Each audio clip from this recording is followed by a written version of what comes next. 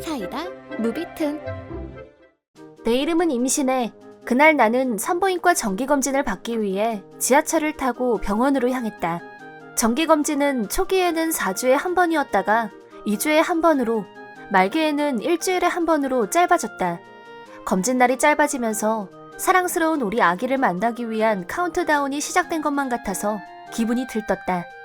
그런 내 마음은 표정에서부터 숨겨지지가 않았는데 내 옆에 있던 어떤 할아버지가 상당히 불쾌한 표정으로 나를 한심하게 쳐다보면서 혀를 찼다. 임산부인 나는 사람들이 붐비는 지하철 안에서 지팡이를 짚은 할아버지와 나란히 노약자석에 앉아 있었다. 요새 젊은 것들은 하여간 볼상사나워서 온. 내가 젊었을 때는 임산부들도 다 서서 다녔어. 혼잣말을 하는 건지 들으라고 하는 소린지 노인의 말은 또렷하게 들려왔다. 나도 모르게 위축이 됐는데 할아버지는 자기 혼자 점점 열을 올렸다. 그때 할아버지의 핸드폰이 울렸고 지하철 안이 자기 집 안방이라도 되는 것처럼 통화를 시작했다. 방금 전 지하철 안에서 통화를 자제해달라는 안내방송이 나왔는데도 말이다. 민폐 행동을 하면서 할아버지는 일부러 사람들이 다 들을 수 있게 큰 소리로 떠드는 것처럼 보였다. 참, 대주주의 평생 최고 경영자로 살아온 나한테 무슨 조언을 듣고 싶어서 전화했나? 어쨌든 조언자는 잘 골랐구만. 그거? 나도 뭐 유치원을 운영하고 있긴 하지. 저출산이 어쩌고 해도 생각 없이 애를 퍼지려는 여자들이 하루아침에 사라지진 않으니까. 우리한텐 그게 다 돈줄이야. 생각 없이 애를 퍼지르는 여자들이 어쩌고 하는 듣기 거북한 부분에서 나를 흘끔 쳐다봤다. 이런 품위 없는 사람이 경영하는 유치원이라니 딱 싫다. 이런 사람이 경영하는 유치원에 절대 내 아이를 보내는 일은 없게 해야겠다고 생각했다. 그 할아버지와 나는 같은 역에서 내렸다. 게다가 할아버지도 택시를 타려는 건지 택시 타는 곳으로 가는데도 같이였다. 만삭 임산부인 나와 지팡이를 짚은 할아버지는 걷는 속도마저 비슷했다. 서로 옆자리에 앉았다가 내렸으니 걷는 거리도 가까울 수밖에 없었다. 내가 조금 앞서서 걸었는데 뒤에서 딱 달라붙듯이 따라오는 할아버지가 보통 신경 쓰이는 게 아니었다. 마음 같아서는 뛰어서라도 거리를 두고 싶었지만 자그마치 임신 36주인 만삭 임산부의 몸이다 보니 잘못해서 넘어지면, 그러다 아이가 잘못되기라도 하면 무서워서 걸음도 빨리 걸을 엄두가 안 났다. 왜 자꾸 앞에서 얼쩡거리면서 길을 막아? 살은 뒤룩뒤룩 쪄가지고. 살이 뒤룩뒤룩이 아니라 전 아이를 임신한 건데요. 그리고 제가 일부러 앞에서 걸으면서 길을 막은 게 아니거든요? 하고 싶은 말은 차고 넘쳤지만 분한 마음보다는 두려움이 더 컸다. 나도 모르게 할아버지하고 거리를 둬야겠다는 생각에 걸음을 더 빨리 걸었는데 할아버지도 나한테 뒤지기 싫다는 듯이 점점 내 뒤를 더 바싹 따라왔다. 조금만 가면 택시 타는 곳이니까 조금만 더 힘내자. 이봐, 내가 지금 급한 볼 일이 있어. 너 같은 여자들하고 나 같은 재력가하고는 시간의 가치 자체가 틀리다는 거 몰라? 내가 먼저 타야 된다고.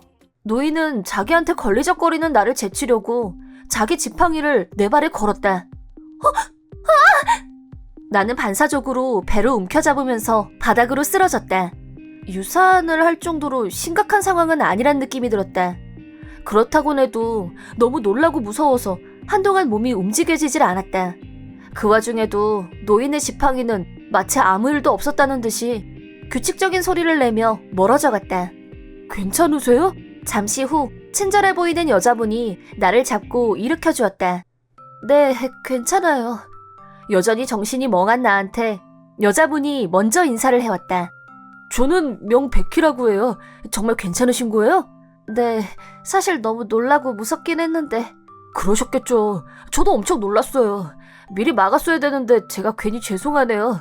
이거 제 명함이거든요. 명백희 씨한테서 명함을 받았는데 무슨 유치원 원장이라고 쓰여 있었다. 묘한 표정을 짓고 있는 나를 보더니 실은 방금 저 할아버지가 제 시아버지세요. 네? 집에서는 남의 집에서 데리고 온 고양이처럼 조용하신 분인데 밖에서는 달라진다는 걸 알고 있었는데 이 정도일 줄은 몰랐어요. 제가 시아버지한테 사과하시라고 잘 말해볼게요. 병원에서 검진을 받을 때 방금 전에 넘어졌던 일을 말하고 다른 때보다 더 신경 써서 검사를 받았다. 아기는 별 문제 없으니까 걱정 안 하셔도 됩니다. 다 정상이에요. 평소보다 훨씬 오래 걸렸던 검진이 끝나고 아무 문제 없다는 의사의 말을 듣는 순간 불안감이 녹아내리며 안심의 눈물이 흘러나왔다. 이틀 후 평일 낮 시간에 할아버지가 혼자서 우리 집으로 사과를 하러 왔다. 일부러 그런 시간을 고른 건지 남편은 회사에 가고 없고 집엔 나 혼자였다. 뒤룩 며칠 새 살이 더 쪘네. 다시 볼 일이 있을 줄이야 원. 우리 며느리랑 아는 사이였어? 세상이 참 좁아. 아는 사이라고 하니까 네 괘씸죄는 다 잊어줄 테니까 고마운 줄 알아. 내가 워낙 대인배거든. 사과를 하겠다고 와서는 오히려 하는 말마다 불손하고 위압적인 태도로 나를 비난했다. 뱃속에 애도 멀쩡하다면서 어른한테 사과를 해라 마라. 어디서 배워먹은 버르장머리야? 하여간 요새 젊은 것들은 아, 설마 너 나한테 돈 뜯어내려고 수작 부리는 거냐? 노인은 그러더니 우리 집을 이리저리 눈으로 훑었다. 적 보니까 돈은 없겠구만. 그래도 악착같이 애는 낳겠다고. 얘부터 흥분해가 애는 많이 낳는 법이지. 동서고금의 진리야 진리. 말씀이 지나치시네요. 백희 씨한테 야단 맞고 저한테 사과하러 오신 거 아니었어요? 내가 왜 사과를 해? 내가 워낙 마음이 어려서 어쩌다 재수가 없어서 내 지팡이에 걸려서 지몸도 못 가누고 넘어진 멍청한 임산부 병문안을 와준 건데. 점점 강도가 올라가는 막말에 화가 난 나는 노인의 말을 핸드폰으로 녹음하기로 했다. 노인의 막말은 멈출 줄을 몰랐지만 이 녹음이 나중에 어떤 쓰임새를 만들지도 모른다는 생각으로 인내하며 끝까지 다 들었다. 놀랍게도 이 민폐 노인은 1시간 가까이 혼자서 100% 중구난방으로 떠들고 소리치더니 마지막까지 제대로 된 사과 한마디 없이 그냥 가버렸다. 노인이 돌아간 후 곧바로 명백희 씨한테 전화를 걸었고 아까 녹음한 내용도 전송했다. 명백희 씨는 내 얘기에 더불어 증거 녹음까지 듣더니 경악을 금치 못했다. 알았어요. 노인은 자기가 대지주의 큰손이라고 목에 힘을 줬었지만 실상은 그게 다 명백희 씨 시어머니 친정 얘기였고 알고 보니 처가 덕을 보는 처지였다. 잘난 척하는 것도 사실은 처갓집에 대한 열등감의 다른 표현이었고 자기보다 약해 보이는 여자들한테 위압적으로 구는 것도 결국 찌질 근성이었던 것이다. 하지만 이건 아 그렇구나 하고 넘길 문제가 아니었다. 하마터면 내 소중한 아기가 잘못돼서 유산이 됐을 수도 있었고 그렇다면 이건 명백한 타살이다. 또 다른 임산부가 피해자가 되는 일을 막기 위해서라도 나는 한치의 물러섬 없이 이 일에 맞서리라 다짐했다.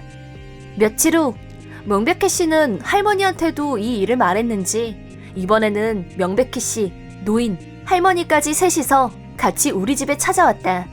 이번에도 역시나 작정하고 싸움을 걸어오는 노인을 상대하다 보니 나도 점점 분노가 끌어올랐다. 그날 택시 잡는 데서 할아버지가 새치기 하려고 지팡이로 일부러 제 발을 걸었잖아요. 내가 언제? 난 모르는 일이야. 우리 집 양반은 모르는 일이라고 하는데 무슨 증거라도 있어요? 옷을 곱게 차려입은 할머니는 교양 있는 말투로 조리 있게 말했다. 네, 증인도 있어요. 바로 명백희 씨예요. 네, 신혜 씨 말이 맞아요. 제가 그날 현장에서 똑똑히 봤어요. 그랬군요. 당신 변명 더 남았어요? 내 말을 믿어야지. 내가 왜 그런 짓을 하겠어? 내가 평소에도 얼마나 애들을 아끼고 그 부모들한테 자상한지 당신도 알잖아. 내가 유치원을 경영하는 사람인데 그걸 꼭 말로 해야 되나? 나는 그쯤에서 노인의 말을 끊고 핸드폰에 녹음해뒀던 걸 재생했다. 내가 전에도 말했지. 뒤룩뒤룩 살만 쪄서는 네가 일부러 나한테 접근해서 돈 뜯어먹을 속셈이었던 거 누가 모를까봐. 잘못은 한눈 팔면서 칠렐레 팔렐레 걸어다닌 네가 한 거지. 그리고 악건은 바로 그 다음이었다. 핸드폰에서 흘러나오는 노인의 결정적 발언이 거실에 울려 퍼졌다. 그래서 내가 지팡이로 네 발에 확 걸어버린 거야. 며칠 전 혼자서 1시간 동안 중구난방으로 이 말 저 말 떠들다가 자기도 모르게 자백 아닌 자백을 해버린 것이다. 그 순간 명백희 씨 시어머니의 표정이 달라졌다. 방금 한 말 당신도 똑똑히 들었죠?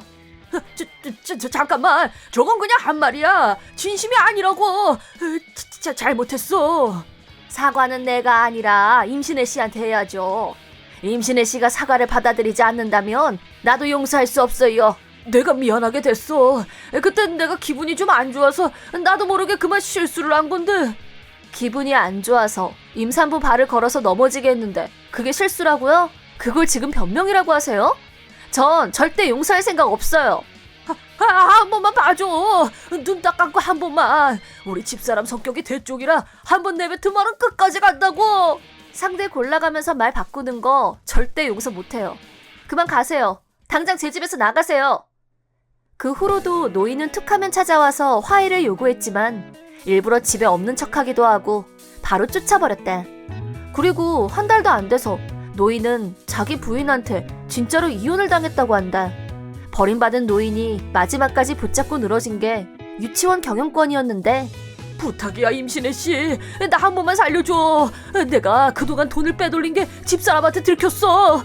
임신혜 씨 일에 횡령까지 겹쳤으니 이러다 유치원마저 잃게 되면 내가 정말 난처해. 창백해진 노인은 몸을 벌벌 떨면서 빌었고 지저분하게 자란 수염에 더러운 옷차림에 몰골이 말이 아니었다. 누가 봐도 형편이 쪼그라든 티가 줄줄 흘렀는데 대릴 사위로 살다가 이혼당하고 쫓겨났으니 안 봐도 뻔했다. 제가 왜 할아버지를 도와야 되는데요? 전 오히려 다른 직업도 아니고 유치원인데 할아버지가 경영에서 손을 떼서 정말 다행이라고 생각하는데요? 백일치성을 들이듯이 나한테 엎드려 절까지 했지만 나는 이 노인을 끝까지 용서하지 않았다.